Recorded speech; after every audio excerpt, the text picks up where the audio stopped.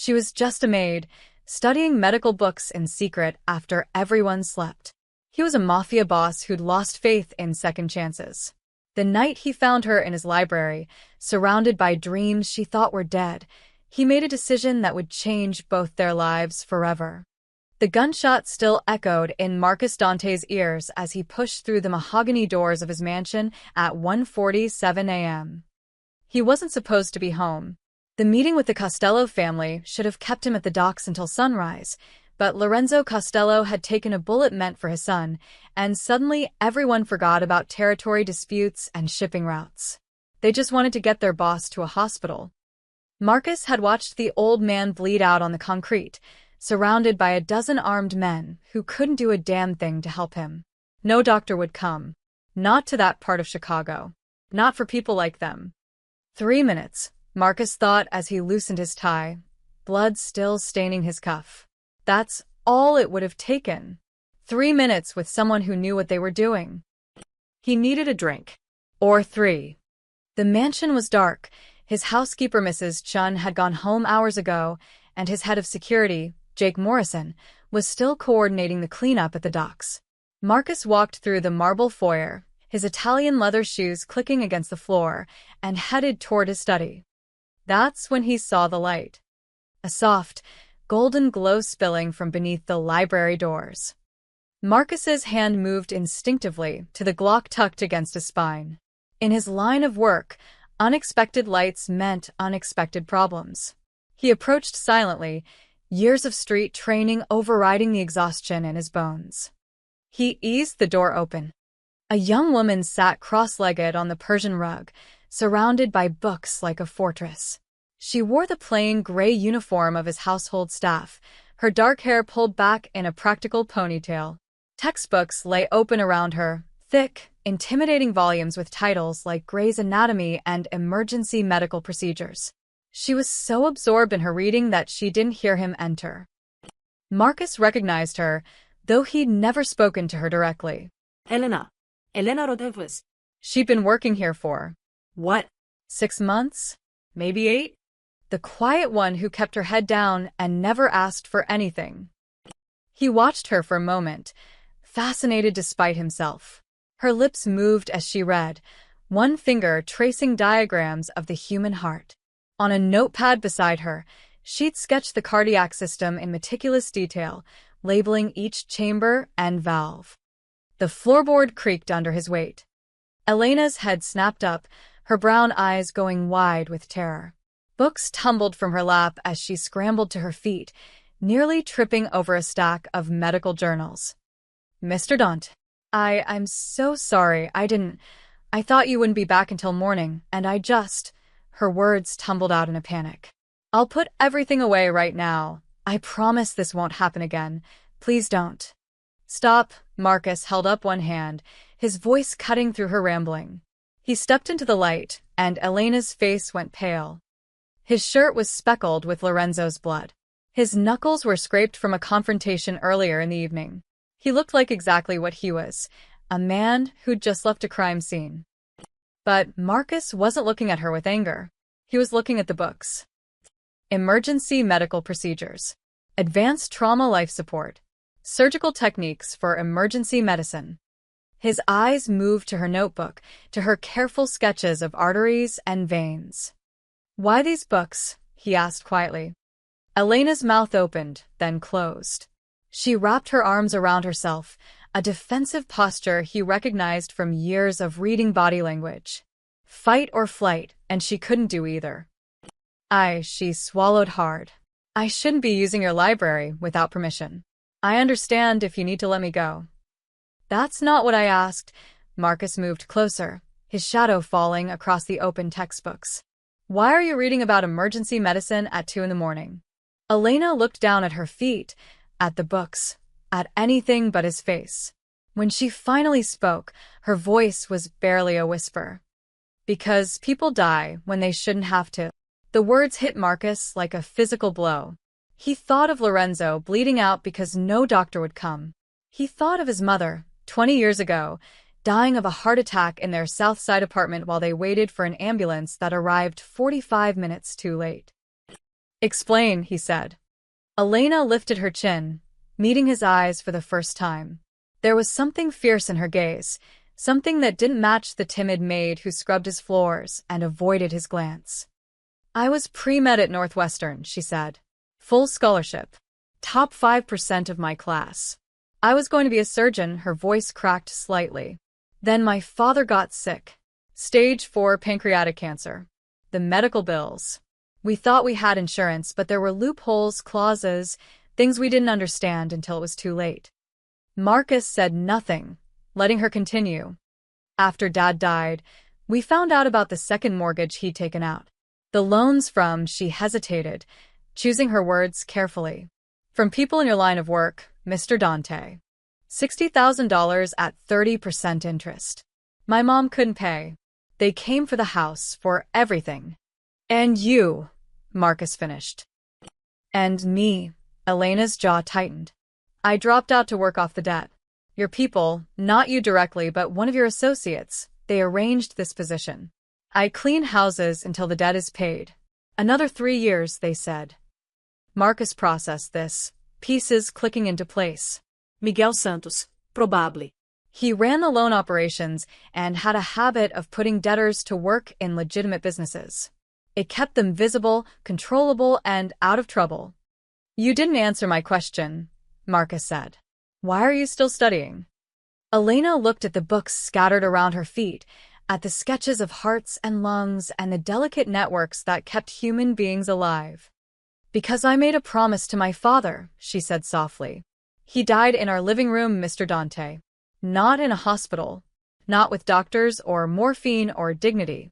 Just on our couch, in pain, scared. I held his hand and I promised him that I would finish what I started. That I would become the doctor he believed I could be. She finally looked up at him, and there were no tears in her eyes. Just determination. So I work your floors during the day and I study at night.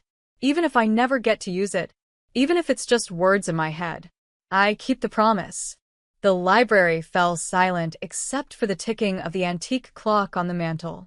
Marcus stared at this woman, this maid, this debtor, this ghost in his house, and saw someone he hadn't expected to find. Someone who reminded him of the kid he used to be, before the streets hardened him into Marcus Dante. You're reading the wrong books, he said finally. Elena Blinket, como said. Sir? Emergency medicine, trauma support, that's good. But if you want to be a surgeon, you need to understand systems. Start with vascular surgery. Then, cardiothoracic, he walked to one of his bookshelves and pulled down a leather-bound volume. This was my mother's. She worked as a surgical nurse before she died. Take it. He held out the book. Elena stared at it like it might bite her. Mr. Dante, I can't. You can, he pressed it into her hands. Be here tomorrow morning. 6 a.m. We're going to have a conversation about your debt and your future. I don't understand. Marcus moved toward the door, then paused and looked back at her. At the books, at the determination in her eyes, at the promise she kept to a dead father. 3 minutes, he said quietly. That's all it takes to save a life if you know what you're doing. I watched a man die tonight because no one around him had those 3 minutes of knowledge. He thought of his mother, of Lorenzo, of all the bodies he'd seen dropped by bullets and blades and bad luck. Maybe it's time that changed, he said. Then he left her standing in the library, surrounded by medical books and questions, holding his mother's journal like a treasure she didn't deserve but desperately needed. Elena looked down at the leather cover, at the gold-embossed initials, M.D. Maria Dante. And for the first time in 3 years, she allowed herself to hope. Elena didn't sleep. She sat in her small attic room, staring at Maria Dante's surgical journal until the words blurred together. Every page was filled with careful notes, hand-drawn diagrams, observations from operating rooms. A life dedicated to healing, preserved in ink. At 5:45 a.m., she changed into a fresh uniform and made her way to the kitchen. Her hands shook as she prepared coffee, the expensive Italian blend Marcus preferred. She had no idea what this meeting meant, but experience taught her that when powerful men wanted to talk, It rarely ended well for people like her. Marcus appeared at exactly 6 o'clock, looking nothing like the blood-stained figure from last night. He wore a charcoal suit, his dark hair still damp from a shower. But his eyes carried the weight of sleepless hours.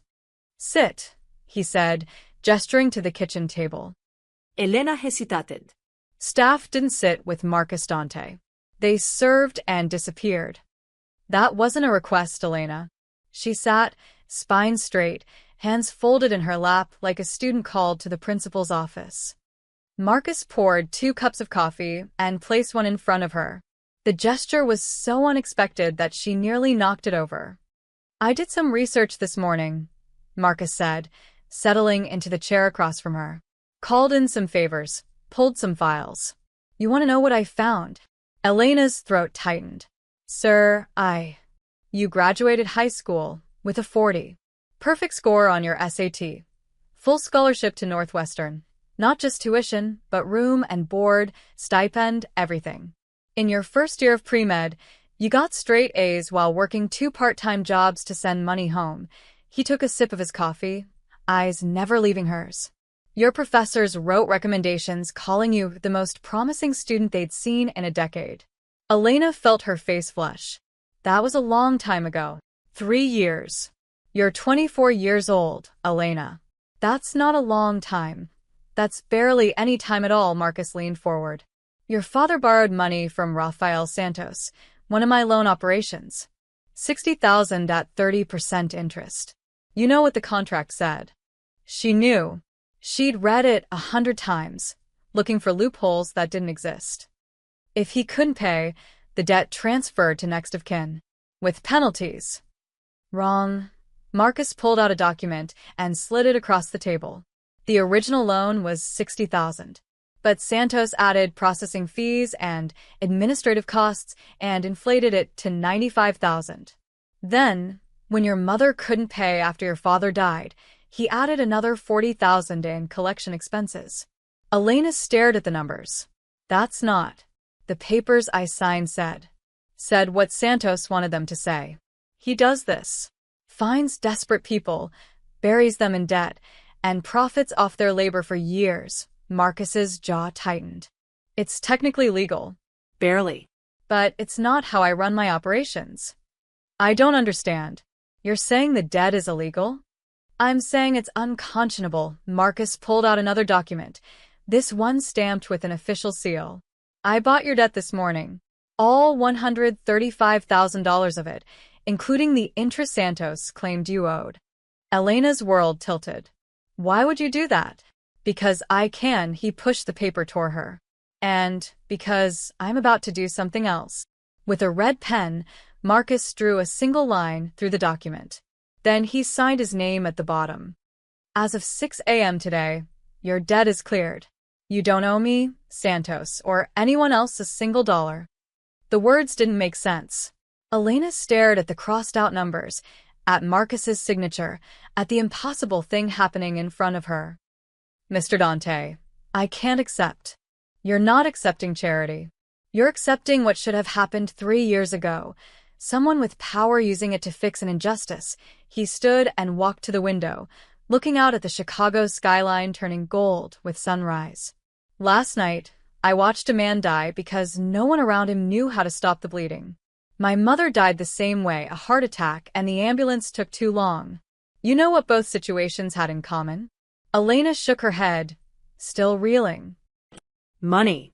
"The ambulance came slow because we lived in the wrong neighborhood.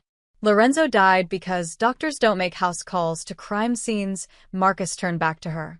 "You want to be a doctor for the right reasons, Elena. Not for money or status. Because you watch someone you love suffer and you refuse to let it happen to anyone else." "But my scholarship is gone. Northwestern won't take me back, and even if they would, I've missed 3 years. There's a program at Cook County Hospital. They accept returning students, especially ones with your record. It's not Northwestern, but the training is just as good. Better, actually, because you'll see real trauma cases. The kind that don't make it to private hospitals." Elena felt tears burning behind her eyes. "I can't afford." "You'll work here." "Part-time." 20 hours a week doing what you do now, cleaning, organizing, whatever Mrs. Chin needs.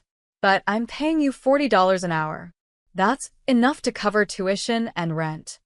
$40 an hour to clean houses? Elena's voice cracked with disbelief. That's not reasonable. It's not about cleaning houses. Marcus moved back to the table, his presence commanding but not threatening. I'm investing in something more valuable than another maid. I'm investing in a doctor who understands what it means to be powerless, who won't forget where she came from. The tears came then, silent and unstoppable. Elena covered her face with her hands, shoulders shaking. Why? She whispered. You don't even know me. I know enough. Marcus's voice softened in a way she didn't think possible. My mother used to say that the measure of power isn't what you take, it's what you give away. She died before I really understood that. Maybe it's time I started learning. He placed a business card on the table. Dr. Sarah Chun at Cook County. She's expecting your call on Monday. I've already spoken to her about your situation. Elena looked up at him through blurred vision. What if I fail? What if I can't do this? Then you fail trying something that matters. That's more than most people ever do. Marcus moved toward the door, then paused. But I don't think you'll fail, Elena. People who study medical textbooks at 2 a.m. after working 12-hour days don't fail. They become the doctors that save lives like Lorenzo's. Like my mother's. He left her sitting at the kitchen table, surrounded by impossible gifts and second chances, holding the business card like a lifeline. Outside the kitchen window, Chicago woke up to another day. But for Elena Rodriguez, everything had changed in the space of one conversation. She looked at her reflection in the polished surface of the coffee cup. For the first time in 3 years, the face looking back wasn't a maid drowning in debt. It was a woman who might still become a doctor. Marcus stood alone in his private office on the 3rd floor, the door locked, the curtains drawn. This room was his sanctuary, the only place in the mansion where he allowed himself to remember. The photograph sat in its usual spot on his desk. His mother, Maria Dante, at 35 years old, wearing her nursing scrubs and a tired but genuine smile. It had been taken at County General Hospital, back when she still believed the system would protect people like them. She'd been wrong. Marcus poured 3 fingers of whiskey into a crystal glass, even though it was barely 8 a.m. Some memories required anesthesia. I did something today, Ma, he said quietly to the photograph. Something you would have done, if you'd had the power. He thought about Elena, about the tears streaming down her face when he'd crossed out that debt. He'd seen a lot of people cry in his line of work, from fear, from pain, from desperation. But Elena's tears had been different. They were the kind that came when someone drowning finally breaks the surface and remembers how to breathe. His mother would have understood that feeling.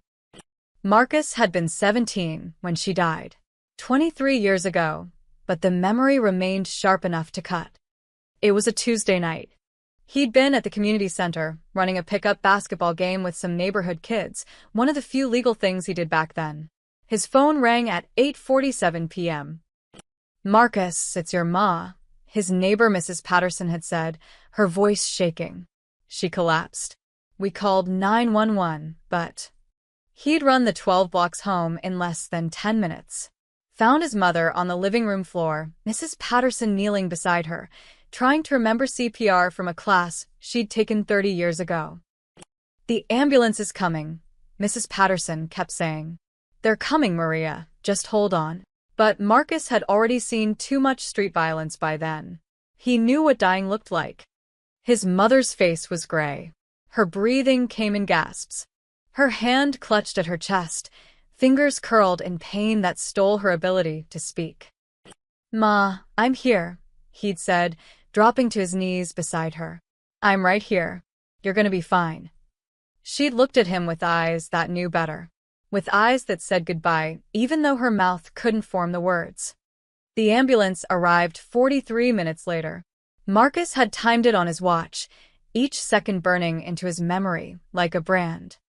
We got a cardiac case on the south side, he'd heard the dispatcher say when the EMTs finally walked through the door. Low priority neighborhood. Take your time. Low priority. His mother had died in the ambulance, 3 blocks from the hospital. The EMT, a kid barely older than Marcus, had looked at him with practiced sympathy and said, "I'm sorry. If we'd gotten here sooner, maybe we could have done something." If. Maybe. Marcus had buried those words along with his mother. And then he'd made sure no one would ever call him low priority again.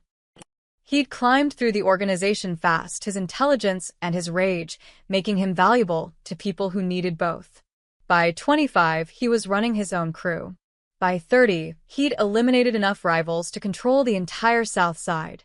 By 35, Marcus Dante was a name that made even other criminals nervous. He'd built an empire on the same streets that had let his mother die. But power, he'd learned, came with its own kind of loneliness. He could buy anything, intimidate anyone, make problems disappear with a phone call. Yet he couldn't bring back the one person who'd believed he could be something other than this. His mother had wanted him to go to college, to be better than the neighborhood, to use his brain for something that built rather than destroyed. "You're smart, Marcus," she told him a week before she died. "Smart enough to be a doctor, a lawyer, anything you want. Don't let this place tell you who you have to be." He'd been accepted to Illinois State with a partial scholarship. His mother had been so proud, already planning how she'd pick up extra shifts to cover what the scholarship didn't. Then she died and college became irrelevant. He'd needed money for the funeral, for the debts she'd left behind, for survival. The streets offered faster solutions than classrooms. He told himself it was temporary. Just until he got stable. Just until he figured things out. 23 years later, he was still figuring it out. Marcus drank the whiskey, feeling it burn.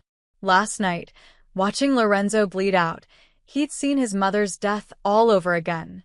Different face, different circumstances, same helpless rage at watching someone die because the right help didn't come fast enough.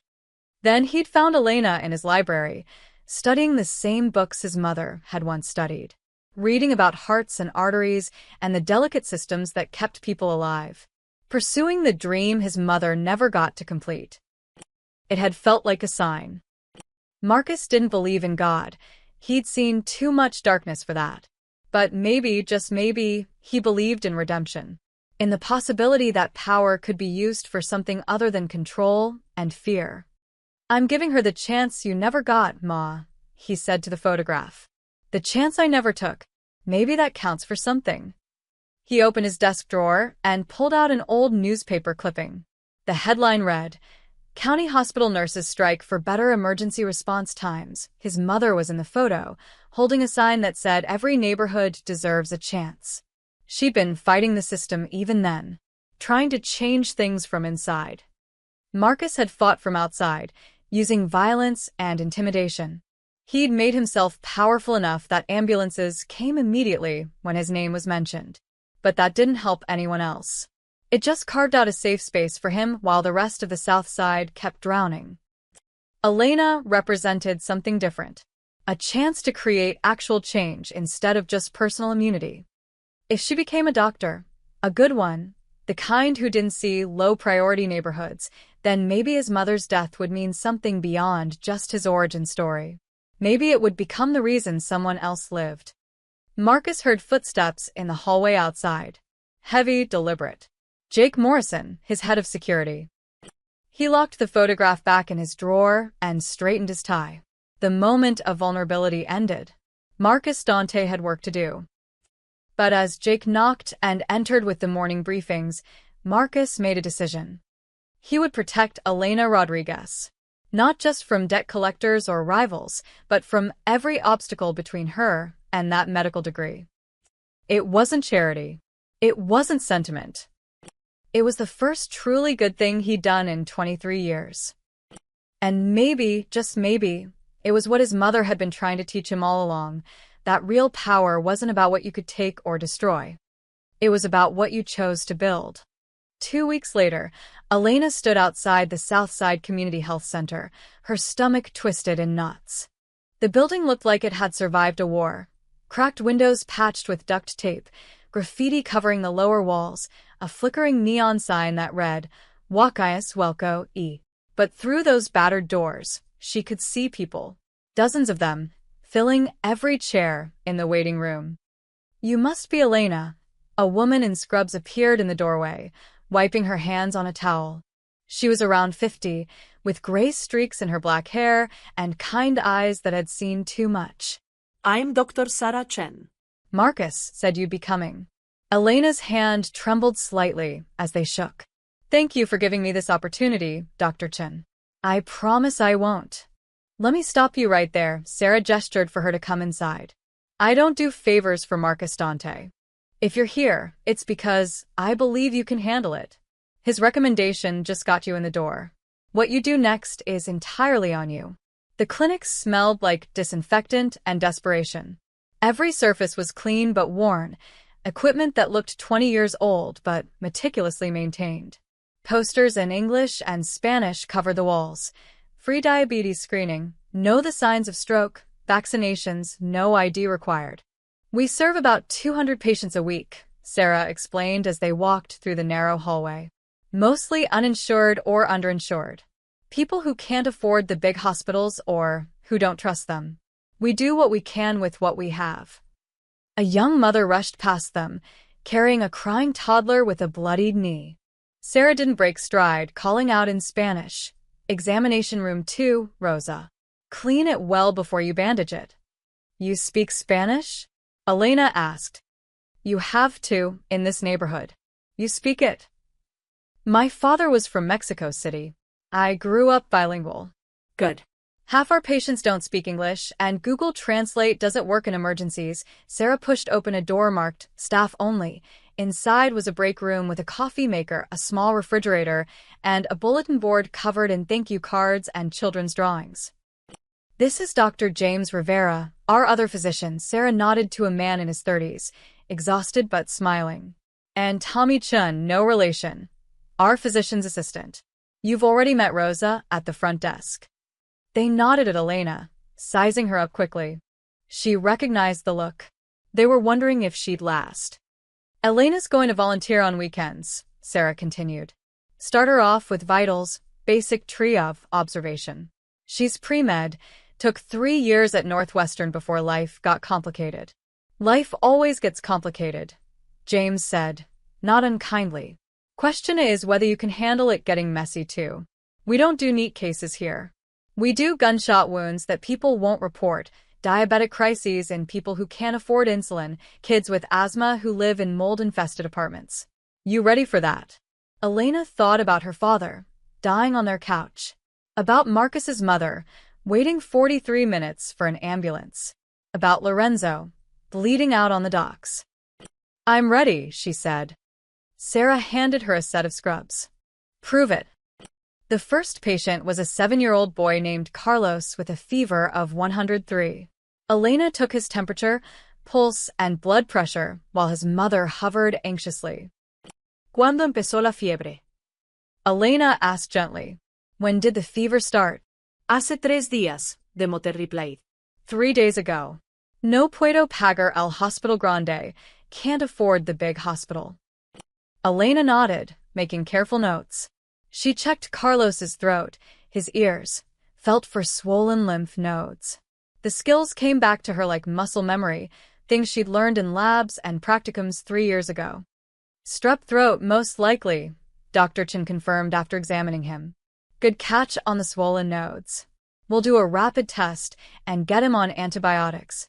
The mother's relief was palpable. ¿Cuánto cuesta? How much? $10, Sarah said. $10. YSI no tiens, está bien, and if you don't have it, it's okay. Elena watched the woman dig through her purse, counting out crumpled bills. $10. The same antibiotic would cost 10 times that at a pharmacy without insurance. By noon, Elena had seen 15 patients, a construction worker with an infected cut he'd been ignoring for a week, an elderly woman whose diabetes medication had run out, a teenager with a sprained ankle from basketball, 2 flu cases, and a man with chest pain who Dr. Rivera immediately sent to the emergency room. That's the hardest part, James told her during a quick lunch break, granola bars and coffee. Knowing when we can help and when we can't. That guy? He might be having a heart attack. We can stabilize him, but we can't do cardiac catheterization here. So we send him to county and hope he doesn't get lost in their system. Does that happen often? More than it should. James crushed his coffee cup. County's overwhelmed. They do their best, but people fall through cracks. That's why we're here. To catch them before they fall. In the afternoon, Elena assisted with wound care, watched Sarah stitch up a laceration, and learned how to properly wrap a sprained wrist. Her hands remembered the movements, and her mind soaked up everything like she'd been starving for it. Because she had been.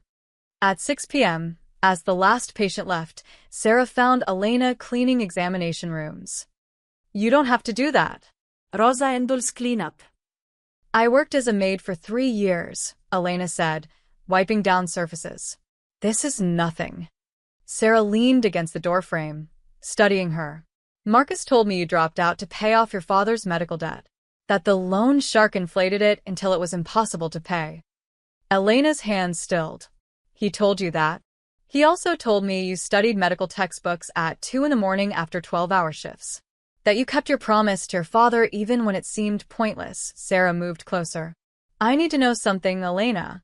Are you here because Marcus made you feel obligated? Because if that's the case, this won't work. Obligation burns out. This job requires something more. Elena thought about Carlos's mother, counting out $10 with shaking hands. About the construction worker who'd almost lost his finger because he couldn't afford to miss work. About all the people in that waiting room who had nowhere else to go. I'm here because I remember what it feels like to be helpless, she said quietly. To watch someone you love suffer because you can't afford help.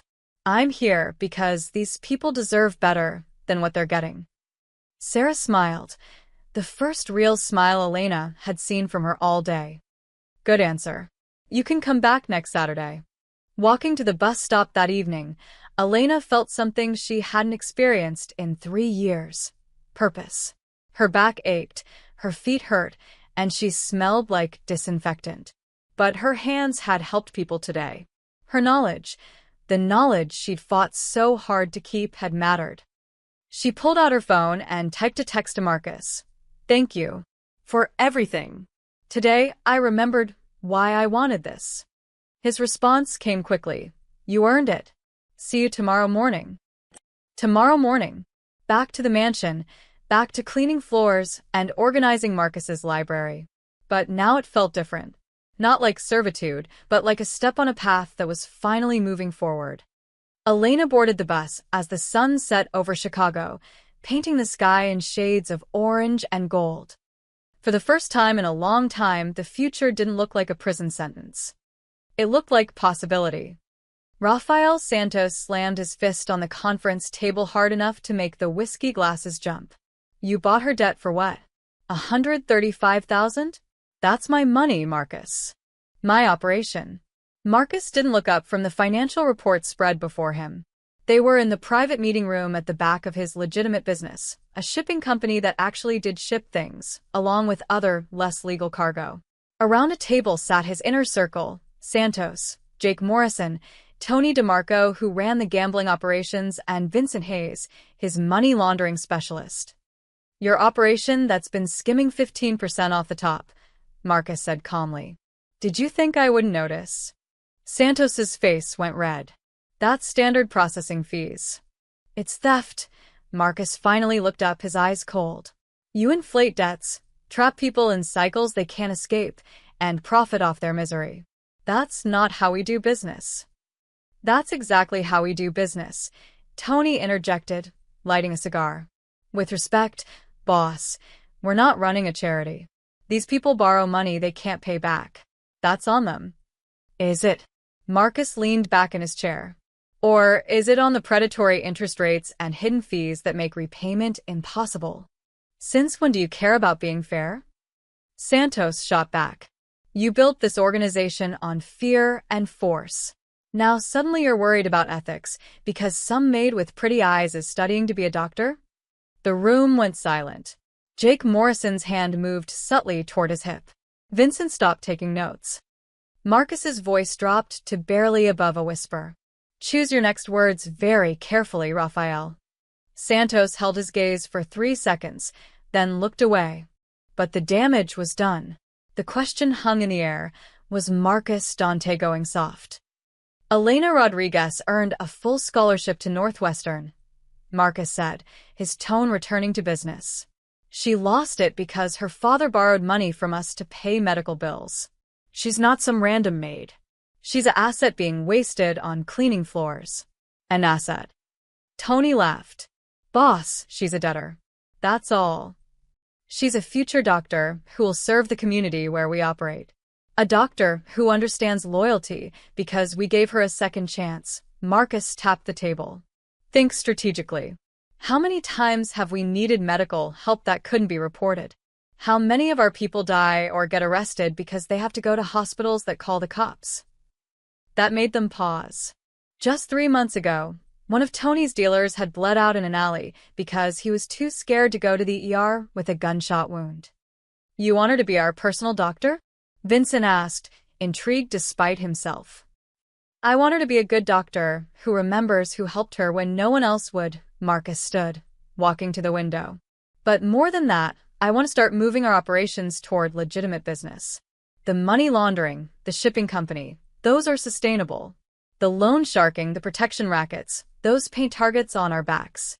Jesus Christ, Santos Mutered. You're going soft. I'm being smart, Marcus corrected.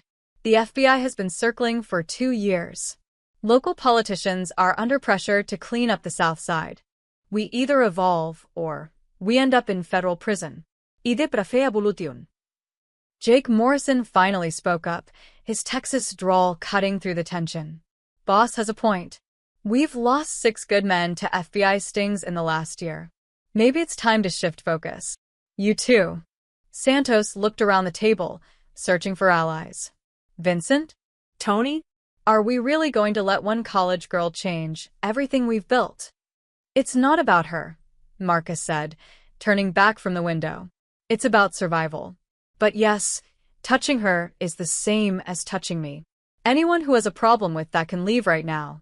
No hard feelings. Just walk away. Nobody moved. But Marcus could see it in Santos's eyes, in the way Tony's jaw clenched. They weren't convinced. They were compliant, which wasn't the same thing. There's something else, Jake said, pulling out his phone. I've been monitoring chatter. The Donovan crew knows about the girl. They're asking questions about why you cleared her debt. The Donovans. Irish mob operating on the north side, always looking for weaknesses to exploit. How do they know? Marcus's voice sharpened. Someone talked. Jake looked meaningfully at Santos. The debt clearing went through multiple channels. Could have leaked anywhere. It wasn't me, Santos protested, but his voice lacked conviction. Marcus studied him for a long moment. Double her security detail when she's at the clinic. Unmarked cars, rotating schedules. She doesn't know she's being watched. That's going to cost. Tony started. I don't care what it costs. Marcus's tone left no room for argument. Someone threatens her. We respond with everything we have. Clear? Nods around the table. Reluctant, but nods nonetheless. After the meeting ended and the others filed out, Jake stayed behind. You know they're going to test you on this, he said quietly. Santos, especially. He's been grumbling about respect and old-school ways for months now. Let him grumble. Marcus poured himself a drink. As long as he follows orders. And if he doesn't? Marcus thought about his mother, about Lorenzo bleeding out, about Elena studying medical textbooks at 2 a.m. because she refused to let go of her dream. Then he's out. Permanently, if necessary. He met Jake's eyes. I meant what I said. We're evolving or we're dying. Anyone who can't see that is deadweight. Jake nodded slowly. For what it's worth, I think you're doing the right thing. My sister died because she couldn't afford insulin. System's broken. If this girl can help fix even a small part of it, that matters. Thanks, Jake. After Jake left, Marcus stood alone in the conference room, staring at the city lights. He could feel it, the foundation shifting beneath him. 20 years he'd ruled through fear and force, and it had worked. But fear only lasted as long as you were scarier than the alternatives. Maybe it was time for something different. His phone buzzed. A text from Elena. Saved 3 lives today. Thank you for believing in me. 3 lives. In one day. How many had he taken over the years? How many had died because of decisions he'd made, territories he'd fought over, businesses he'd destroyed? The math didn't balance. It never would. But maybe if he played this right, the equation could shift. Not to redemption, he was too far gone for that.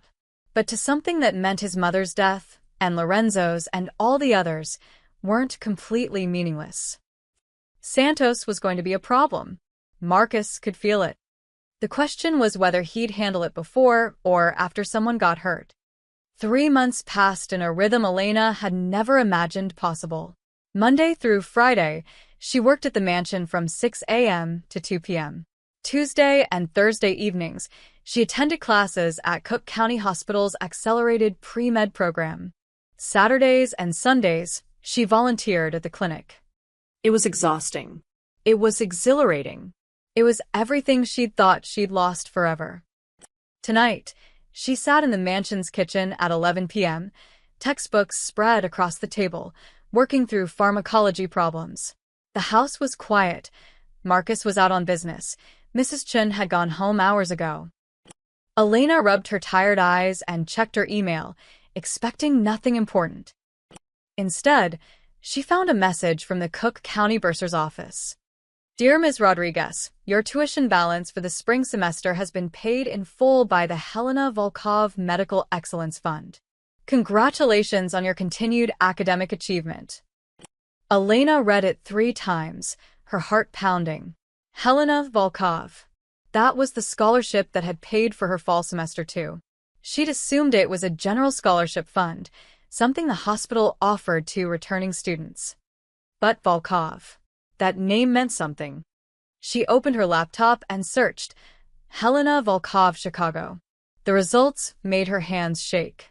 Helena Volkov Memorial Scholarship established 2023 by anonymous donor in honor of a county general surgical nurse who died in 1998. The year Marcus's mother died. The same Maria Dante whose surgical journal Elena had been reading for months. Volkov was Maria's maiden name. Elena sat back in her chair, the pieces falling into place. The scholarship that had appeared exactly when she needed it. The amount that perfectly covered tuition and books. The timing that aligned with her admission to the program. Marcus had done this. All of it. She heard the front door open, his footsteps in the foyer, heading toward his study. Without thinking, Elena grabbed the email printout and followed him. She found him pouring whiskey, still wearing his coat. He looked tired, older than his 40 years. "Why didn't you tell me?" she asked from the doorway. Marcus turned, surprised to see her. "Tell you what?" She held up the paper. "The scholarship. Helena Volkov. That's your mother's name." For a moment, Marcus said nothing. Then he set down the whiskey bottle and gestured for her to sit. She did, perching on the edge of the leather chair across from his desk. "How did you figure it out?" "I'm good at research. It's kind of necessary for medical school." Elena's voice wavered between gratitude and something like anger. "You've been paying for everything, haven't you? The whole time?" "Yes." "Why secretly? Why not just tell me?" Marcus finally sat, holding his glass but not drinking. "Because if you knew it was me, you'd feel obligated. Like you owed me something beyond what you're already doing. I didn't want that weight on you. So, instead you let me think I earned a competitive scholarship." "You did earn it." Marcus leaned forward, his expression serious. "I endowed the fund, but the hospital committee chooses the recipients based on merit. Your grades, your recommendations from the clinic, your entrance exam scores, those got you selected. I just made sure the money was there." Elena struggled with the emotions swirling inside her. Relief, gratitude, but also a strange sense of loss. The pride she'd felt at earning her way back was now complicated by knowing Marcus had orchestrated it all. I wanted to do this on my own, she said quietly. You are doing it on your own, Marcus's voice was gentle. You study until midnight. You work 40 hours a week between here and the clinic. You're top of your class. The only thing I did was remove the financial barrier that shouldn't have existed in the first place. That's not a small thing. No. But it's not everything either. He finally took a sip of whiskey. My mother worked 3 jobs to keep us afloat. She was brilliant, could have been a doctor herself, but couldn't afford medical school. So she became a nurse and spent 20 years watching doctors who were half as smart as her make 10 times her salary. When she died, I had enough money for the funeral because she had a life insurance policy that cost her $50 a month she couldn't afford. Elena heard the pain in his voice, the decades-old wound still raw. I can't bring her back, Marcus continued. I can't fix the system that killed her. But I can make sure that someone with her intelligence and her dedication doesn't get crushed by the same broken system. That's not charity, Elena. That's justice. It feels like more than that. Maybe it is, Marcus met her eyes. Maybe it's also selfish. Maybe I need to believe that her life meant something beyond just being my origin story. That her dream of helping people didn't die with her. Elena looked down at the email in her hands. How much have you spent on this scholarship fund? Enough to support 10 students through full medical degrees. You're the first recipient. 10 students. Elena's voice rose. Marcus, that's a drop in the bucket compared to what I spend on lawyers and security, he waved dismissively. And considerably better for my karma, if such a thing exists. A comfortable silence settled between them. Outside the study windows, Chicago glittered in the darkness. I saw Mrs. Patterson today at the clinic, Elena said finally. She's 83, has diabetes and high blood pressure. Can't afford her medications, so she was rationing insulin. Dr. Chin gave her 3 months of supplies from our sample closet. I know Mrs. Patterson. She was my mother's friend. I called the ambulance the night she died. She remembered you. Asked if I knew the Marcus Dante who used to play basketball with the neighborhood kids. Elena smiled slightly. I said I might have met him once or twice. Marcus actually laughed a short, surprised sound. I haven't played basketball in 20 years. Maybe you should start again. Mrs. Patterson said you were good. Mrs. Patterson is kind, he stood, walking to the window. There's something else you should know. My organization is changing. Not everyone is happy about it. There may be complications. What kind of complications? The kind where people who don't like change try to send messages. Marcus turned back to her. I've assigned security to watch you. Unmarked cars, rotating schedules. You won't see them, but they're there. Elena's stomach tightened. Am I in danger? I'm making sure you're not. But I need you to be careful. Don't walk alone at night. Don't take routes you haven't taken before. If anything feels wrong, you call Jake Morrison immediately. He handed her a business card. His personal number. He'll answer any time, day or night. The reality of Marcus's world crashed back into focus. She'd been so absorbed in studying and working that she'd almost forgotten he was a crime boss. That people feared him. That his enemies might see her as a weakness to exploit. I'm putting you at risk, she said. No. I'm protecting you from risks that already exist. Marcus's jaw tightened. I won't apologize for helping you, Elena. But I will make sure nothing happens to you because of it. Elena stood, still holding the email. Thank you. For the scholarship, for everything. Even if you did it secretly. You're welcome. Even if you're annoyed about it.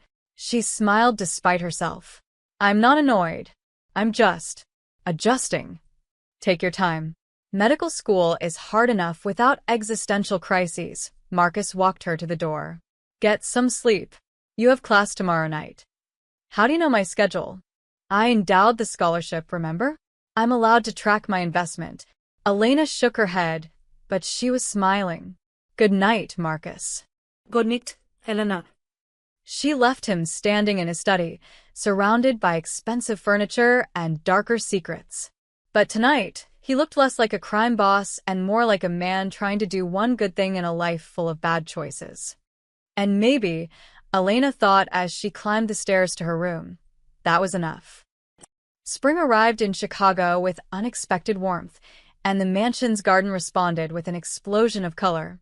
Elena had taken over its care from the landscaping service, not because Marcus asked, but because she needed something living to nurture between the hours of studying death and disease. She was pruning the rose bushes on a Saturday afternoon when Marcus appeared with 2 glasses of iced tea. He'd been doing this lately, finding excuses to talk to her outside the formal boundaries of employer and employee. "You didn't have to do this," he said, handing her a glass. "The landscapers come on Tuesdays." "I know, but I like it. Reminds me of my mother's garden." Elena pulled off her gloves and accepted the tea gratefully. She grew tomatoes, herbs, flowers. Said that watching things grow kept her hopeful during bad times. Marcus settled onto the stone bench nearby, loosening his tie. He'd been in meetings all morning. She'd heard raised voices from his study earlier. "How are your classes going?" Hard. "Good hard," though. Elena sat beside him, leaving respectful distance between them. "We're studying the cardiovascular system in depth. It's fascinating how much the heart can endure before it fails." "The heart," Marcus repeated, looking at the roses. "How much can it endure?" "More than you'd think. It can lose 40% of its muscle tissue and still pump. It can survive minutes without oxygen if the conditions are right. It's remarkably resilient. And when it's not? When it does fail?" Elena recognized the question beneath the question. "Then you need intervention. Someone who knows what they're doing, who can act quickly. Sometimes it's medication, sometimes surgery, sometimes just time and rest." She paused. "But the best approach is prevention, addressing the problems before they become crises." Marcus nodded slowly, his expression distant. "Prevention. That's harder than it sounds." "Why?" "Because it requires recognizing the problem exists. Most people don't want to believe they're sick until the symptoms are undeniable." He looked at her. "In my world, that usually means bodies." Elena had learned not to flinch at his casual mentions of violence. She was treating gunshot wounds every weekend at the clinic now. She understood what world Marcus inhabited, even if she didn't live in it. "Is that what the meetings were about this morning? Prevention?" In a manner of speaking, Marcus drank his tea. "I'm trying to shift how we operate. More legitimate business, less enforcement. It's not going smoothly. Change never does. People resist it even when they know it's necessary." Elena thought of her anatomy professor, who still insisted on teaching certain procedures the old way despite new evidence. They cling to what they know because the unknown is scarier than the familiar, even when the familiar is killing them. "That's exactly it." Marcus looked at her with something like surprise. "How did you get so wise at 24? Medical school teaches you about systems, not just bodily systems, but how systems in general work. Feedback loops, cascade failures, homeostasis. The body is constantly trying to maintain balance, but it needs the right inputs. Wrong inputs, and the whole system crashes." And organizations. Same principle. An organization is just a body made of people instead of cells. If the inputs are toxic, fear, exploitation, violence, eventually the system fails. You might maintain control through force, but you're not maintaining health. Marcus was quiet for a long moment. A cardinal landed on the rose bush, bright red against pink petals. "My men think I've gone soft," he said finally. "That helping you means I've lost my edge. Have you?" No. "But I have changed. Watching Lorenzo die, finding you in the library, talking to you about prevention and systems, it's made me see things differently." He turned to face her fully. "I built an empire on fear. It worked. But empires built on fear don't last. They collapse from within because nobody truly believes in them. They just obey until they can't anymore." "So, you're trying to build something people believe in?" "I'm trying to build something that doesn't require a body count to function." Marcus's voice carried frustration and determination. "Whether I'll succeed is another question." Elena studied him, this complicated man who'd given her back her future while running an organization that destroyed others. The contradiction should have been impossible, yet here he sat talking about systems and prevention like a student considering possibilities. Can I ask you something personal? She said. You just did. But yes. Why didn't you become a doctor? You clearly have the intelligence. Your mother wanted you to go to college. What stopped you? Marcus's jaw tightened. She died, and I needed money immediately. The streets offered faster returns than classrooms. By the time I had money, I was too deep in this life to imagine another 1 inch. He looked at his hands. I convinced myself I chose this. But really, circumstances chose it, and I just didn't fight back. You could still fight back now. At 40? With a criminal record and 20 years of blood on my hands. He smiled bitterly. I don't think medical schools accept reformed mobsters, Elena. No. But you could invest in other things. Legal businesses, community programs, education initiatives. She gestured around the garden. You already started with the scholarship fund. That's 10 doctors who might not have existed otherwise. 10 people who will save thousands of lives over their careers. The math is exponential. Marcus looked at her with an expression she couldn't quite read. You make it sound noble. I make it sound practical. You want your organization to survive? Give people reasons to protect it beyond fear. Become valuable to the community in ways that matter. Elena leaned forward, animated now. The clinic needs funding. We turn away 50 patients a month because we don't have supplies or equipment. Imagine if you funded an expansion. Not anonymously, openly. Marcus Dante, community benefactor. They'd think I was laundering money. At first, maybe. But money that buys insulin for diabetics and antibiotics for sick children is still money that saves lives. Eventually, the results speak louder than the source. You've thought about this. I think about a lot of things at 2 a.m. when I can't sleep. Elena smiled. Medical school insomnia is excellent for social planning. Marcus laughed, a genuine sound that transformed his face. You're dangerous, you know that. How so? You make me believe things are possible that I stopped believing in decades ago. He stood, straightening his suit jacket. I have another meeting in 20 minutes. But I want to continue this conversation later. About the clinic funding? About all of it. Systems, prevention, exponential math. He paused at the garden gate. For what it's worth, you'd have made a good strategist. The medical field is lucky to have you. And your organization is lucky to have you reconsidering its foundations, Elena replied. Even if your men don't see it yet. After he left, Elena returned to the roses, but her mind was elsewhere. She was seeing possibilities, not just for herself, but for what Marcus could become. What his resources could accomplish if redirected toward building instead of controlling. Her phone buzzed. A text from Dr. Chun. Can you come in tomorrow? Emergency case load. We'll pay overtime. Elena responded immediately. I'll be there. She looked at the garden, at the roses she'd pruned and the new growth already appearing where she'd cut away the dead wood. Sometimes you had to remove what was dying to make room for what could live. Maybe that's what Marcus was trying to do with his organization. Maybe that's what they were both trying to do with their lives. The cardinal returned, singing its territorial song, claiming the space as its own. Elena understood the feeling. Declan Donovan sat in the back booth of O'Malley's pub on the north side, studying the photographs spread across the scarred wooden table.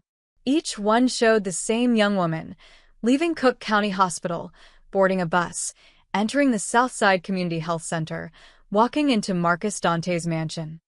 That's her, his lieutenant, Sean O'Brien, confirmed. Elena Rodriguez, 24. Lives at Dante's place, works at his operation, studies to be a doctor. And Dante cleared her debt personally? Declan's Irish accent thickened when he was thinking. 135,000. Just wiped away. More than that. He's funding her entire education through some scholarship he created. My source inside Santos's crew says the man's obsessed. Watches over her like she's made of gold. Declan leaned back, fingers drumming on the table. He was 42, lean and sharp-featured, with the kind of cold intelligence that had kept him alive in a business where most men died young. The Donovans controlled the North Side through a combination of political connections and strategic violence. They'd been trying to push into Dante's territory for 3 years with limited success. Marcus Dante was too careful, too protected, too powerful. But everyone had a weakness. And Dante's was currently treating patients at a community clinic with minimal security. What do we know about her? Declan asked. Sean consulted his notes. Smart. Real smart. Full scholarship to Northwestern. Dropped out to pay her father's medical debts. Works at the clinic every weekend. Classes Tuesday and Thursday nights. Dante's got unmarked security on her, but it's light. 2 guys in rotation. Not his top people. Because he doesn't want her to know she's being watched. Exactly. Pride thing, maybe. Doesn't want her thinking she's a prisoner. Declan studied the most recent photo. Elena leaving the clinic at dusk, medical bag over her shoulder, looking tired but content. Young. Innocent. The kind of person who had no business being anywhere near their world. Perfect leverage. What's the play? Sean asked. Snatch her. Demand territory in exchange. Too crude. Dante would come at us with everything he has, and we'd end up in a war that bleeds both sides dry. Declan tapped the photograph. No, we need to be smarter. We make him think someone else is the threat.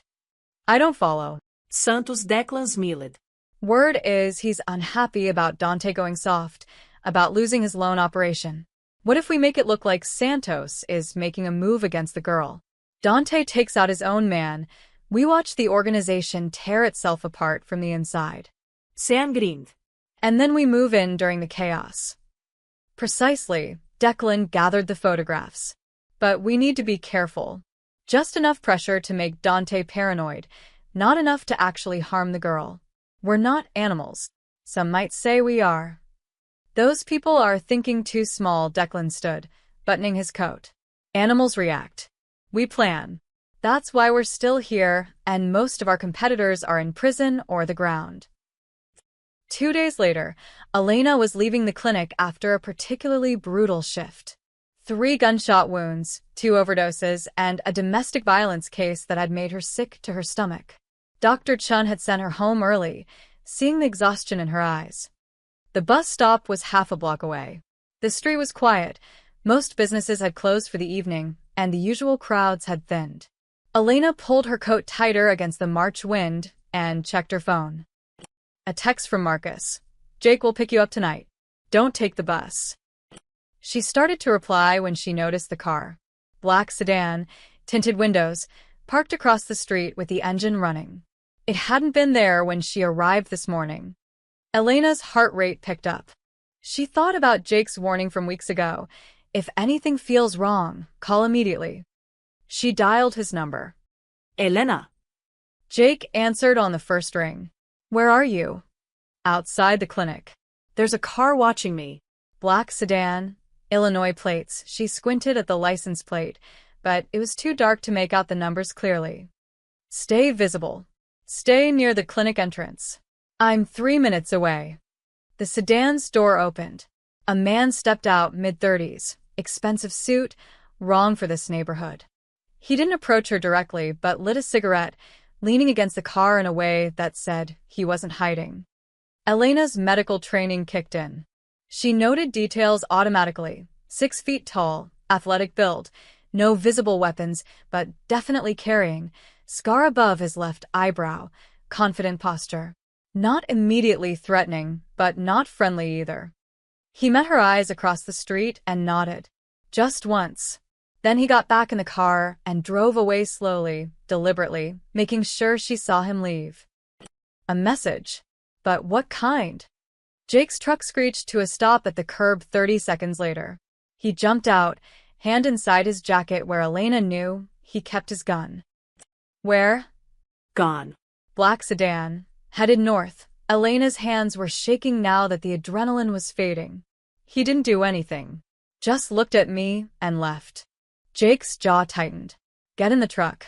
During the drive to the mansion, Jake made 3 phone calls, his voice clipped and professional. Elena caught fragments. Confirmed sighting. Sending the description now.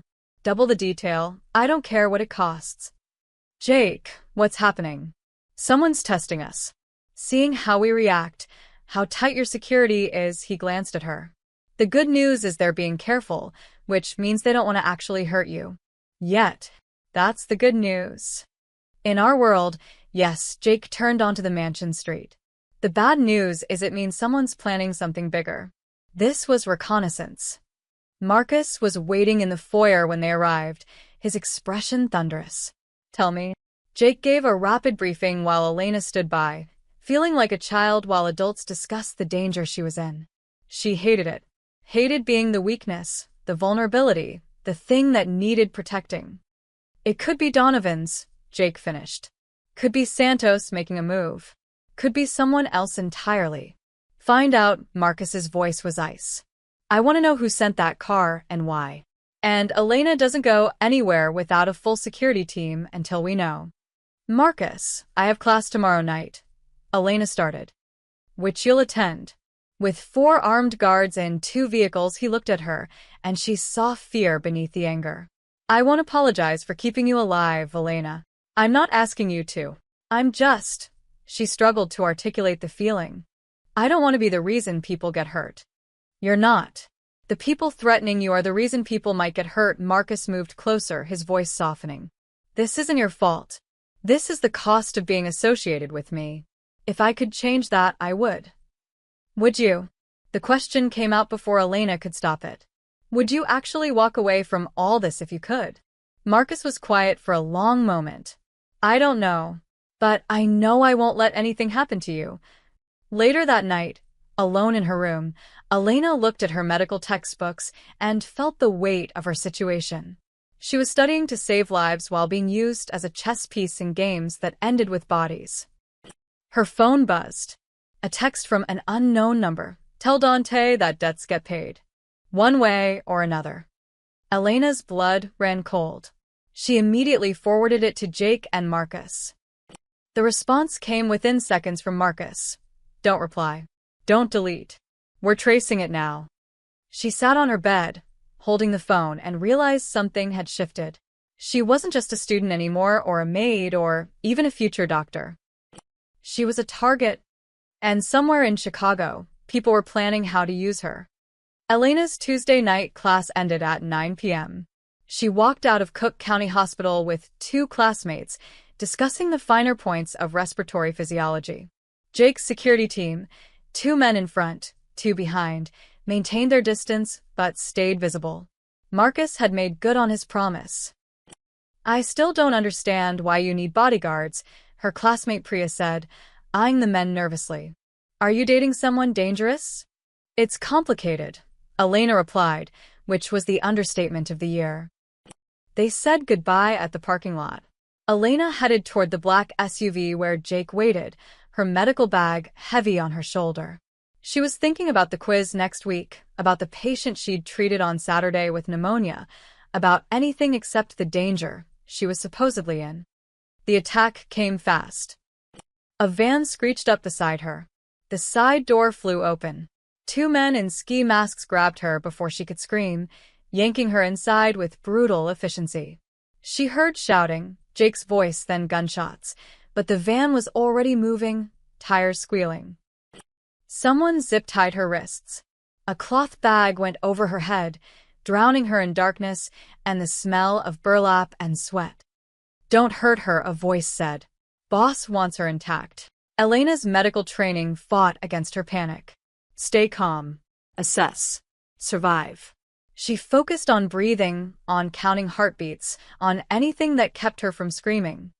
The drive took 15 minutes, she counted. The van made 7 turns. They were heading east based on the sun's position when she'd been taken. Details. She needed details. When they pulled her out, she heard water lapping against wood. A dock, maybe. Abandoned warehouse district by the smell, rust and old fish and decay. They shoved her into a chair, and someone cut the zip ties only to replace them with rope. Tighter. More painful. The bag came off. Elena blinked in the dim light. She was in a warehouse, as suspected. Empty except for scattered crates and 3 men in masks. No windows, 1 door. Exit strategy. Limited. She cataloged her surroundings with the same clinical detachment she used for examining patients. Marcus Dante's little pet, one of them said. He was the tallest, the leader. Not so protected after all. What do you want? Elena kept her voice steady. Leverage. Territory. The usual. He pulled out a phone. We're going to call your boss, make some demands, see how much he values your life. He won't negotiate with you. That's where you're wrong, sweetheart. He cleared your debt, paid for your fancy school, lets you live in his mansion. Man's got feelings for you, whether he admits it or not. Elena thought fast. These men had made mistakes already. They'd taken off her bag. She could identify them later. They were talking, giving away information. And they'd left her medical bag on the floor near the door when they'd searched it. Inside that bag was a scalpel she'd borrowed from the clinic to practice suturing. She'd forgotten to return it. I need my inhaler, Elena gasped, making her breath wheeze. Asthma. In my bag. Please. The men exchanged looks. The leader cursed. Check it. The shorter one rummaged through her bag, pulling out the inhaler. He brought it to her, held it to her mouth while she pretended to take a puff. Again, she wheezed. Need. More. He leaned closer, focused on the inhaler. Elena's fingers found the scalpel she'd palmed when he'd set her bag down to untie one hand. Medical school had taught her exactly where the radial artery ran in the forearm. She'd dissected enough cadavers to know the anatomy by heart. She slashed upward in one clean motion. The man screamed, blood spraying. The leader lunged for her, but Elena was already moving. She'd spent 3 years cleaning floors on her knees. Her legs were stronger than they looked. She kicked hard, catching him in the knee. He stumbled. Elena ran for the door, hands still partially bound, the scalpel slippery with blood. Behind her, the men were shouting, but she'd already committed to the escape. No going back. The door was unlocked, another mistake. She burst through into the night, into blessed darkness and cold air. The docks stretched before her, maze-like and industrial. She heard footsteps pounding behind her. Run. Assess later. Run now. She darted between shipping containers, her medical training screaming at her about the man she'd cut. The radial artery. If they didn't apply pressure, he'd bleed out in minutes. Part of her wanted to go back, to help, to do no harm like she'd promised. But survival came first. Elena found a narrow space between 2 containers and squeezed in, biting back a whimper as the metal scraped her shoulders. She could hear them searching, cursing, calling out. Find her. Now. She forced herself to breathe quietly, to slow her racing heart. Her hands were still bound with rope, but loosely. She worked at the knots with her teeth, tasting blood and dirt. 10 minutes passed. 20. The searching became more distant. Elena pulled out her phone with shaking hands. They'd never checked her pockets, another mistake. But it was smashed, probably from when they'd grab her. The screen was black. She stayed hidden until she heard sirens. Police? Or Marcus's people? She couldn't tell, but the searchers scattered fast. Elena waited another 5 minutes, then emerged cautiously. The warehouse was empty now. She saw blood on the concrete where she'd cut the man. Too much blood. She grabbed a t-shirt from a pile of abandoned clothes and tied it around her arm where the rope had cut into her skin. Makeshift bandage. Better than nothing. Her medical bag was still by the warehouse door. She grabbed it and ran. She made it 3 blocks before the SUV found her. Jake jumped out, his face pale in the streetlights. Jesus Christ, Elena. I'm okay, her voice shook despite her words. I'm okay. You're bleeding. Not my blood. Mostly, she let him guide her into the SUV, where Marcus waited with an expression of barely controlled rage. Who took you? He demanded. Did you see faces? Masks. 3 men. Professional, Elena's hands wouldn't stop shaking. They wanted leverage. Territory. They were going to call you. They never got the chance. Marcus's voice was deadly quiet. We tracked your phone's last location. Found the warehouse. But you weren't there. Because I left, Elena met his eyes. I wasn't going to wait to be saved, Marcus. I saved myself. For a moment, he just stared at her. Then something shifted in his expression. Not relief, but something deeper. Respect. You cut one of them, Jake said, examining her hands. Got his DNA under your nails, his blood on your clothes. That's evidence. Radial artery, Elena said, her medical mind cataloging the damage she'd done. If they didn't get him to a hospital in 15 minutes, he's dead. Good, Marcus said flatly. Elena looked at him, at the man who'd given her a second chance, and saw the violence that lived beneath his surface. The reminder of what world she'd entered. I didn't want to hurt him, she said quietly. I just wanted to live. Then you did the right thing. Marcus took off his jacket and wrapped it around her shoulders. And you're never leaving my sight again. Marcus stood in the warehouse where Elena had been held, staring at the pool of blood on the concrete floor. Jake was coordinating with their forensics contact, a retired cop who asked no questions and found all the answers. The other men swept the perimeter, looking for anything the kidnappers had left behind. But Marcus only saw the blood. Elena's blood mixed with her attackers. Evidence of violence she should never have had to commit. Boss, Jake approached carefully. We found shell casings. 9mm. Same round Santos's crew uses. Marcus's jaw tightened. You're sure? Not 100%, but it's a hell of a coincidence. Jake pulled out his phone, showing photos. And we found this in the trash outside, a receipt from O'Malley's pub north side. Donovan territory. So either Santos is working with the Donovans, or someone wants me to think he is. Marcus walked the perimeter of the warehouse, his mind calculating possibilities. Either way, this was coordinated. Professional. Elena said 3 men, masks, efficient grab. They knew her schedule, knew our security pattern. Jake hesitated. We have a leak, Marcus. I know. Marcus had known since the threatening text. Someone in his organization was feeding information to enemies. The question was who and how deep it went. His phone rang. Vincent Hayes, his money man. Talk to me, Marcus answered. Just got word from my contact at County General. A man came in 40 minutes ago with a severed radial artery. Bled out before they could save him. No ID, no phone, nothing. But he had a tattoo, shamrock with a crown. That's Donovan, Inc. Marcus closed his eyes. Elena had killed someone. She'd used her medical knowledge, the knowledge he'd helped her reclaim, to take a life. The irony was suffocating. What else? He asked. The other 2 guys who brought him and dumped him at the ER and ran. Security cameras caught their plates. Already running them through my system. Send me everything. Marcus ended the call and looked at Jake. Elena killed one of them. Donovan crew. Jake whistled low. That's going to complicate things. No, Marcus's voice was cold. That's going to end things.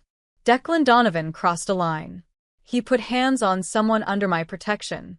There's only one response to that. Va? Surgical removal. Marcus started walking toward the SUV. Get Tony and Vincent. We're having a meeting. Tonight. Back at the mansion, Elena sat in the kitchen with Mrs. Chen, who was treating her rope burns with antibiotic ointment. The older woman worked in silence, her expression a mixture of concern and something Elena couldn't quite identify. I've worked for Mr. Dante for 15 years, Mrs. Chen said quietly. This is the first time someone he cares about has been hurt on my watch. I'm sorry, Elena. It's not your fault. Maybe not. But I should have seen it coming. The way his men have been acting, the tension in the house, she finished bandaging Elena's wrists. He's different because of you. Softer in some ways, harder in others. It's made some people nervous. People like Santos. Mrs. Chen's eyes widened slightly. You're perceptive. I'm observant. There's a difference. Elena flexed her hands, testing the bandages. Santos lost his operation because of me. Marcus changed the rules because he saw what predatory lending did to my family. That makes me a problem for people who profit from the old ways. You're also a solution for people who see where this organization is headed. Mrs. Chen poured tea for both of them. Mr. Dante is trying to build something legitimate. something that lasts beyond fear and force. You represent that future, which is why you're dangerous to both his enemies and some of his allies. Elena sipped the tea, letting the warmth steady her. Her hands had finally stopped shaking, but her mind kept replaying the moment the scalpel had cut through flesh. The hot spray of blood. The man's scream. "I killed someone tonight," she said. Mrs. Chen didn't flinch. You survived. In this world, that's what matters. I'm studying to be a doctor. To save lives, not take them. And you will save many lives. Hundreds, maybe thousands over your career. The older woman's voice was gentle but firm. What happened tonight was self-defense. The man who died made choices that led to his death. You made choices that led to your survival. Don't confuse the 2-inch. The kitchen door opened. Marcus entered, and Mrs. Chen quietly excused herself. Marcus sat across from Elena, his tie loosened, exhaustion evident in the lines around his eyes. For a long moment, neither spoke. "The man I cut," Elena finally said. "He's dead." "I know. He died because I knew exactly where to cut. Because I've studied anatomy, dissected cadavers, learned where every artery runs," her voice cracked. "I used my medical knowledge to kill someone." "You used your medical knowledge to survive," Marcus leaned forward. "Elena, look at me." She met his eyes. "You did nothing wrong. Those men took you with the intention of using you to hurt me. They would have killed you once they got what they wanted, or kept you as ongoing leverage. You saw an opportunity and you took it. That's not murder. That's survival. It doesn't feel like survival. It feels like I became something I swore I'd never be." Marcus was quiet for a moment. "When I was 19, I killed a man for the first time. He was trying to rob my mother's friend, Mrs. Patterson. I stopped him. Used a pipe from a construction site, hit him in the head. He died 3 days later from a brain hemorrhage." Elena stared at him. He'd never told her this story. "I threw up for an hour afterward," Marcus continued. "I couldn't sleep for weeks. I kept seeing his face, hearing the sound the pipe made when it connected. I thought I'd become a monster." He looked down at his hands. "My mother told me that what defines us isn't the violence we're forced into, it's what we choose to do with the life that violence preserves.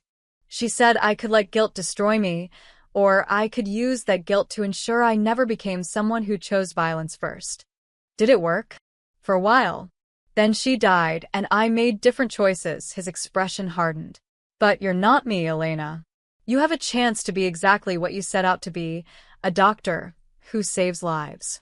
What happened tonight doesn't change that. If anything, it proves you're strong enough to survive the worst this world can throw at you." Elena felt tears burning behind her eyes. I am scared, Marcus. "Scared that I'm changing into someone I don't recognize. Scared that being around you, around this world, is turning me into something else. Then leave." The words hung in the air between them. "What?" Elena whispered. "Leave. Tonight." "I'll set you up somewhere safe, somewhere far from Chicago. New identity, clean slate, full funding for medical school, wherever you want to go." Marcus's voice was steady, but his eyes betrayed the cost of the offer. "You can walk away from all of this. From me, from the danger, from the choices you had to make tonight. I won't stop you." Elena looked at this man who had given her back her future, who had protected her even when it complicated his own life, who was now offering to let her go because he thought it was what she needed. She thought about the clinic, about Carlos and his mother, about Mrs. Patterson and her rationed insulin. She thought about the scholarship fund that would help 9 other students after her. She thought about the possibility of changing things from inside this complicated, dangerous world. "No," she said finally. No. "I'm not leaving." Elena straightened her shoulders. "What happened tonight was terrifying, but I'm not running from it. Those men wanted to use me as a weakness. I refuse to be that. I refuse to let fear dictate my choices." Marcus studied her face, seeing the steel beneath the fear. "You understand what staying means? This won't be the last time someone tries to use you against me. Then we make sure I'm not a weakness. We make sure I'm prepared." Elena's voice grew stronger. I'm not helpless, Marcus. Tonight proved that. So stop treating me like something fragile that needs to be hidden away. I'm part of this now, whether either of us planned it. A slow smile crossed Marcus's face, the first genuine smile she'd seen since the kidnapping. You're remarkable, you know that? I'm terrified and furious and determined. That's not the same as remarkable. In my experience, it's exactly the same. Marcus stood, extending his hand. Okay, You stay. But we do this right. self-defense training, security protocols, everything you need to never be caught off guard again. Elena shook his hand. Agreed. As she headed to her room, Elena realized something had fundamentally shifted. She wasn't Marcus Dante's charity case anymore. She wasn't just a student or a maid or a symbol of his redemption. She was a survivor. And survivors didn't hide. They prepared. 6 months passed in a blur of intensive training and hard-won stability. Elena threw herself into medical school with renewed focus, while Marcus systematically dismantled the Donovan operation. It wasn't a war, it was more surgical than that. Frozen assets, exposed political corruption, key lieutenants flipping to avoid federal charges. Declan Donovan fled to Ireland with the FBI breathing down his neck. Santos had been quietly removed from the organization, relocated to Miami with a generous severance package and a clear understanding that returning to Chicago would be fatal. The threat was contained. The organization was evolving. And Elena was thriving. She was in her final semester of pre-med when Marcus called her to his study on a Tuesday evening. The room smelled like leather and old books, familiar now after so many late-night conversations about systems and prevention and building something better. I have news, Marcus said, gesturing for her to sit. And a confession. Elena settled into the chair across from his desk, noting the envelope in his hands. Official-looking. Important. The confession first, Marcus began. The Helena Volkov Scholarship Fund. I told you the hospital committee chose the recipients based on merit. They did. You showed me the selection criteria. They did, he agreed. But I may have neglected to mention that I'm on the selection committee, and that I had final approval on all candidates. Elena stared at him. Marcus. Let me finish, he held up the envelope. This arrived today. You've been accepted to the Johns Hopkins School of Medicine. Full scholarship, housing stipend, research opportunities. You start in September. The words didn't process immediately. Johns Hopkins. One of the best medical schools in the world. Baltimore. Across the country. How? She whispered. Your MCAT scores were exceptional. Your recommendations from Dr. Chun and your professors were glowing. Your personal essay about using medicine to serve underserved communities was apparently very compelling. Marcus smiled slightly. And yes, I may have made some calls. But Elena, they wanted you. The acceptance is real. The scholarship is legitimate. You earned this. Elena looked at the envelope like it might disappear. Baltimore is 800 miles away. I know. I'd have to leave the clinic. Leave Mrs. Chen, Dr. Rivera, all the patients I've been treating. They'll miss you. But they'll also be proud of you. Marcus leaned forward. Elena, you've done everything you set out to do here. You've reclaimed your education, proven your abilities, helped dozens of people at the clinic. But Cook County is preparing you to be a good doctor. Johns Hopkins will prepare you to be a great 1-inch. What about you? The question came out before she could stop it. What about the organization, the changes you're making? We'll continue with or without you. Marcus's voice was gentle but firm. Elena, I didn't give you a second chance so you could spend it being grateful to me. I gave it to you so you could become who you were always meant to be. And that person isn't someone who stays in Chicago out of obligation. Elena felt tears burning. It's not obligation. You gave me my life back. You protected me, believed in me. And now I'm setting you free. Marcus stood, walking to the window. When my mother died, I made choices based on fear and anger. I built an empire, but I lost myself in the process. You have a chance to build something different. Something that actually matters. Your organization matters. The scholarship fund, the changes you're making to move toward legitimate business. Those things matter because you showed me they could, Marcus turned back to her. But they're my redemption project, not yours. You don't owe me your future, Elena. So that's it. Elena's voice rose. You decide I should go to Baltimore, and I just Go. Yes, Marcus's expression hardened slightly. Because if I let you stay, I'm being selfish. I'm keeping you here because having you around reminds me that I'm capable of doing good things. But that's not fair to you. You deserve to live your own life, make your own choices, without the weight of my world on your shoulders. Elena stood, anger and gratitude and grief swirling together. You don't get to decide what's fair for me. No. But I can tell you what I see. Marcus moved closer, his voice dropping. I see someone brilliant who's wasting energy worrying about a man who'll be fine without her. I see someone who could revolutionize emergency medicine or become a surgeon general or cure something, but instead she's staying in Chicago because she feels like she owes me something. That's not why. Isn't it? Marcus challenged. Be honest.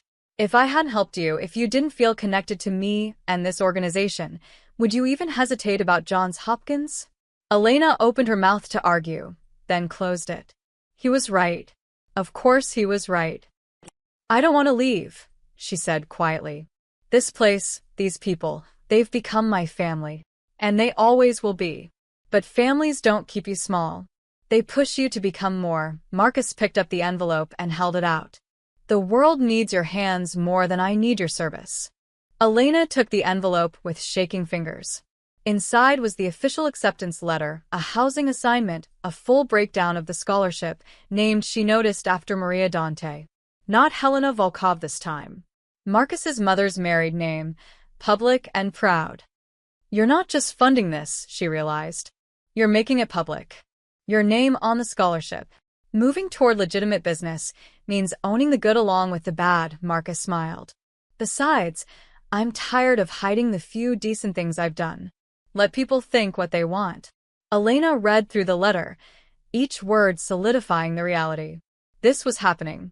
Her dream, the one she'd thought was dead, was not only alive but exceeding her wildest expectations. When would I leave? She asked. You have 4 months to finish your semester here, say your goodbyes, and prepare. Jake will help coordinate the move.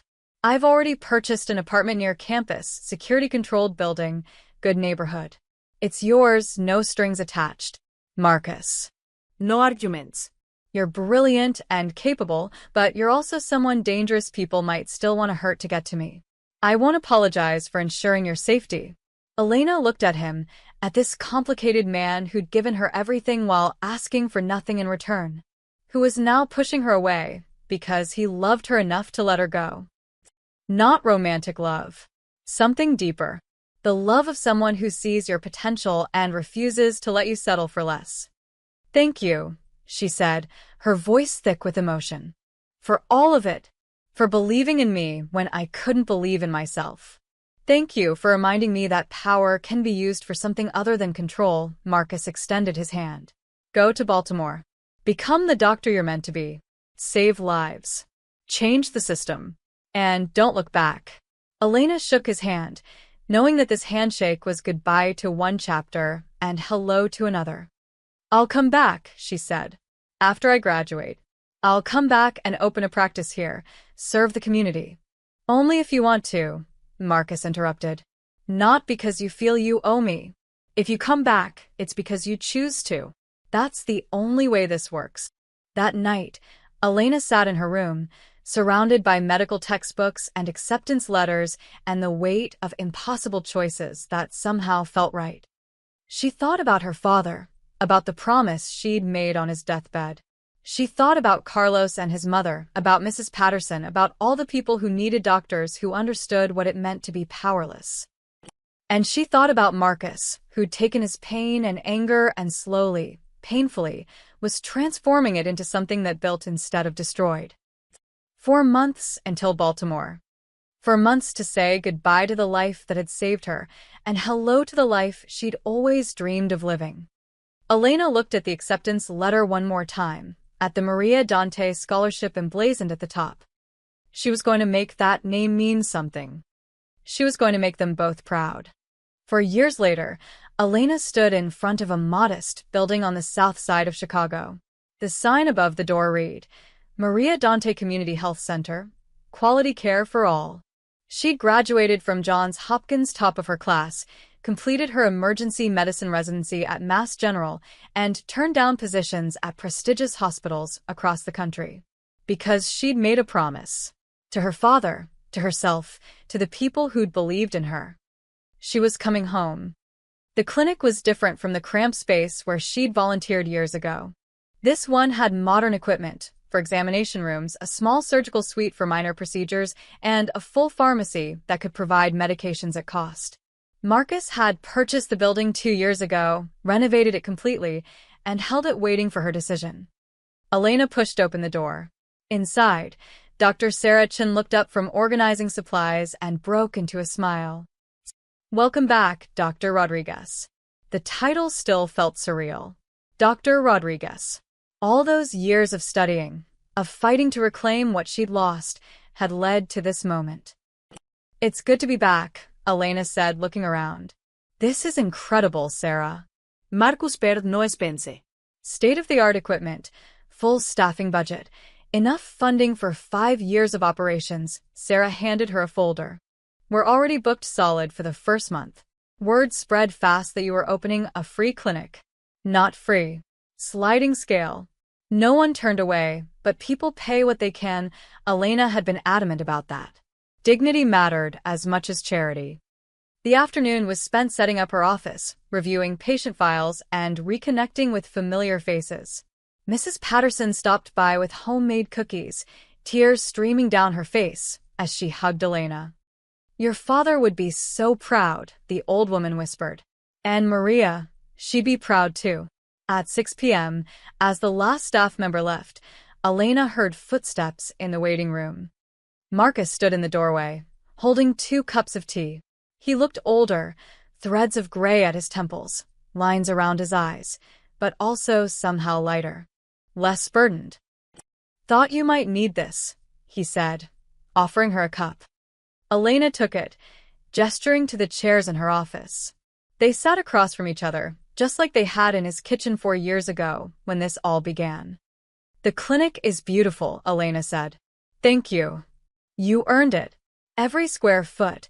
Marcus looked around the office, at her medical degree framed on the wall, at the photos of her with patients from her residency. How was Baltimore? Challenging. Rewarding. Exactly what I needed. Elena sipped her tea.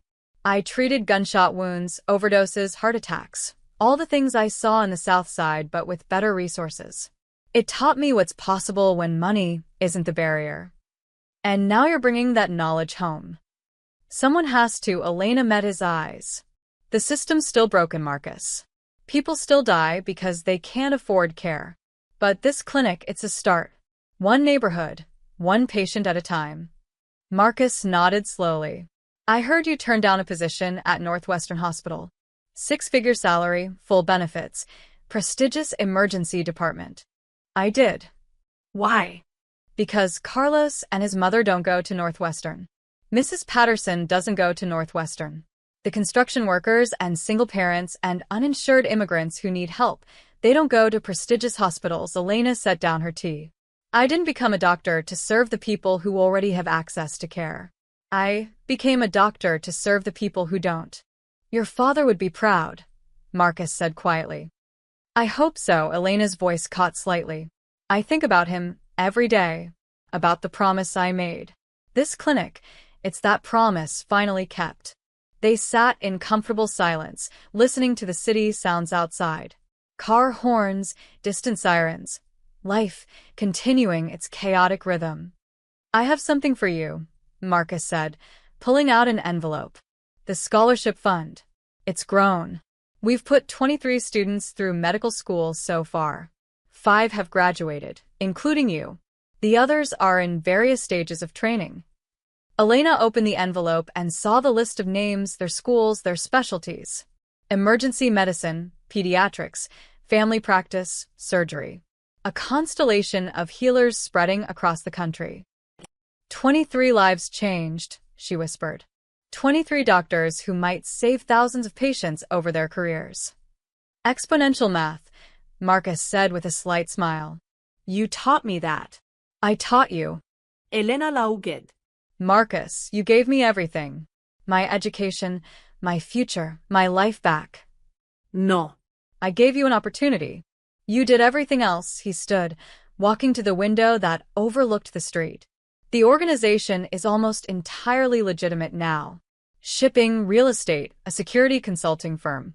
We still have our complicated aspects, but we're not what we were. Because of what happened to me. Because of what you showed me was possible, Marcus turned back to her.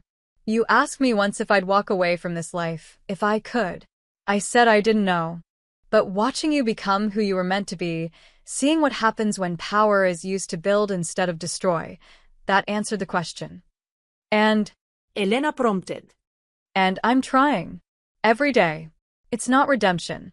I'm too far gone for that. But it's something. It's better. He moved toward the door. I should let you finish setting up. Marcus, wait, Elena stood. I meant what I said 4 years ago. About coming back. This isn't obligation or gratitude. This is choice.